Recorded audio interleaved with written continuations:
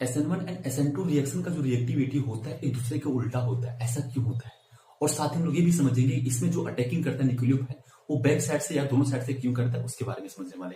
तो वीडियो का ध्यान सबको समझना, बिल्कुल ही आपको समझ में आने वाला है कि ऐसा क्यों होता है। ठीक है, थोड़ा ध्यान समझिएगा। SN1 का मतलब क्या होता है? Substitution nucleophilic. अगर 1 लग जाएगा यूनिमोलिकुलर और 2 लग जाएगा तो बाइमोलिकुलर होता है। ठीक है, सब्स्टिट्यूशन का मतलब क्या होता है कि इसमें न्यूक्लियोफाइल जो है एक न्यूक्लियोफाइल आएगा और दूसरा न्यूक्लियोफाइल को हटाएगा, यही होता है। ठीक है, SN1 रिएक्शन जो होता है सिंगल डबल स्टेप में होता है और डबल स्टेप में होने की वजह से क्या होता है, इसमें कार्बोकैटायन बनता है। कार्बोकैटायन कैसे बनेगा? जैसे यहाँ पे Cl ग्रुप निकलेगा, इसके बाद पॉजिटिव इलेक्ट्रोनेगेटिव है होता है, इसलिए यहाँ Cl ग्रुप निकलेगा तो ये अपना नेगेटिव पार्ट लेगा, इसके बाद पॉजिटिव आ जाएगा। तो इसकी वजह से क्या है, इसके पास कार्बोकैटायन बनता है और इस कार्बोकैटायन के बनने की वजह से इसका रिएक्टिविटी डिसाइड होता है SN1 रिएक्शन में। ठीक है, इतना समझ में आ गया। अब क्या होता है दूसरा केस में, जब इसमें न्यूक्लियोफाइल जब अटैक करता है, पहला केस तो कार्बोकैटायन बन गया और दूसरा इसमें जब इसमें न्यूक्लियोफाइल अटैक करेगा तो हमेशा किधर से करेगा? आगे साइड से कर सकता है, दोनों साइड से कर सकता है, बैक और फ्रंट और बैक साइड दोनों साइड से कर सकते हैं। समझ में आ गया।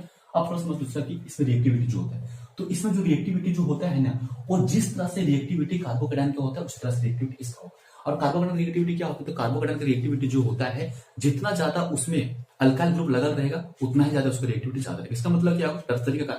टर्सरी कार्बोकैटायन का जो रिएक्टिविटी होता है वो बहुत हाई होता है। ठीक है, उसके बाद सेकेंडरी, उसके बाद ठीक है, तो इसलिए इसका जो होगा उसके हिसाब से होगा। ठीक है, इसका रिएक्टिविटी SN2 रिएक्शन में देखते हैं। SN2 रिएक्शन में क्या होता है, इसमें सिंगल स्टेप रिएक्शन इसका होता है। अब सिंगल स्टेप रिएक्शन होने की वजह से क्या होता है, इसमें कार्बोकैटायन वगैरह कुछ नहीं बनता है। यहाँ जैसे ही Cl ग्रुप निकलता है तुरंत ही NU ग्रुप तैयार रहता है इस पे अटैक करने के लिए, न्यूक्लियोफाइल तुरंत ही इस पे अटैक करने के लिए तैयार रहता है। तो न्यूक्लियोफाइल जो है फ्रंट से जा नहीं सकता है। क्यों नहीं जा सकता? क्योंकि दोनों के पास नेगेटिव चार्ज और दोनों से जाएगा फ्रंट से, जो किसी पर्सन होगा उसको धकेलेगा, इसलिए नहीं होता है। तो ये क्या ट्राई करता है, बैक साइड से मतलब पीछे साइड से अटैक करने के लिए कोशिश करता है।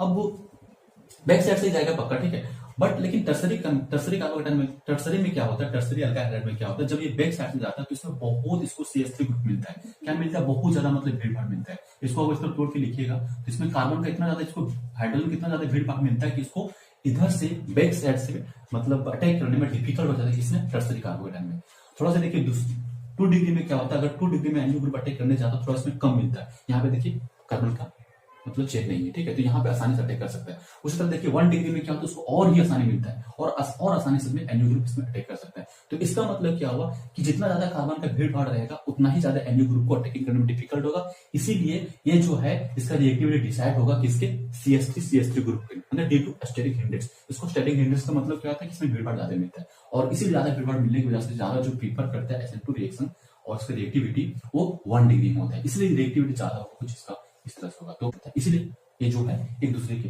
आपस में उल्टा होता है।